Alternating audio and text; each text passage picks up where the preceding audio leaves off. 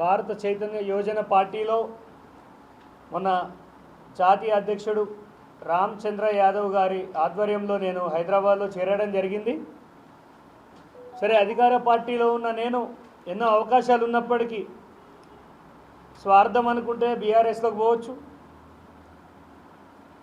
బీజేపీలోకి పోవచ్చు, ఇతర పార్టీలకు పోవచ్చు. కానీ నిర్మాణంలో ఉన్న ఒక బీసీవై పార్టీలోకి వెళ్ళడం అంటే బహుజనవాదం పట్ల నాకున్న చిత్తశుద్ధిని ప్రజలు అర్థం చేసుకోవాలి. ఇక్కడ మీకు కనిపిస్తున్న వాళ్ళంతా సిద్దిపేట కాన్స్టిట్యున్సీలో నా కోసం అహర్నిశలు పనిచేసిన వాళ్ళే. దసరా తర్వాత పార్టీ ఇంకా గొప్పగా ఆవిర్భవించబోతుంది, ప్రజల్లోకి వెళ్ళబోతుంది.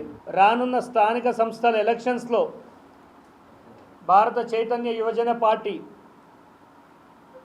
అద్భుతంగా మాకు చాదనైన సీట్లు మేము జెడ్పీటీసీ కానీ, ఎంపీటీసీ కానీ, సర్పంచులు కానీ కైవసం చేసుకోబోతున్నాము. ఎక్కువ శాతం ఇది కేసీఆర్ ప్రాతినిధ్యం వహించిన కాన్స్టిట్యున్సీ కాబట్టి, హేమీలు పోటీపడ్డ కాన్స్టిట్యున్సీ కాబట్టి దీన్నే మేము ఖచ్చితంగా ప్రతిష్టాత్మకంగా తీసుకోవడం జరిగింది. ఇక్కడ గొప్పగా పనిచేసి రాష్ట్రానికి బహుజనవాదం ఎలా ఉందో, ఎంత బలంగా ఉందో ఈ చిన్నకోడూరు మండలం కానీ, నంగనూరు మండలం కానీ, నారాయణరావుపేట మండలం కానీ, సిద్దిపేట అర్బన్ రూరల్ నుంచే మేము చూపించబోతున్నాం.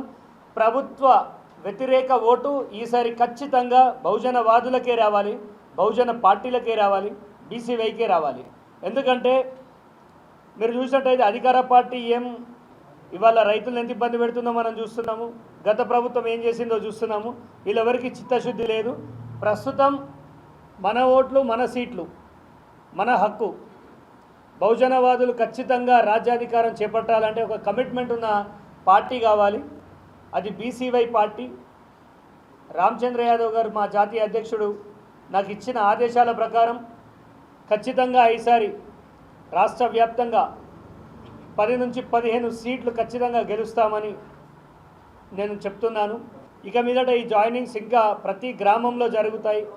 ప్రతి పార్టీలో తొక్కేయడం జరుగుతుంది, ఒక వర్గాన్ని లేకుండా చేయడం జరుగుతుంది. కానీ భారత చైతన్య యోజన పార్టీలో, బీసీవై పార్టీలో చక్రధర్ అనేవాడు కుల మతాలకు అతీతంగా డబ్బున్నా లేకున్నా అతనికి నిలబడే సత్తా, ప్రజల్లో ఆదరణ ఉంది, రైతుల పట్ల ఆలోచన ఉంది, సమాజం పట్ల స్పృహ ఉంది అనే వారి కోసం ఖచ్చితంగా ఈ చేతితోటే బీఫామ్లు ఇవ్వడం జరుగుతుంది.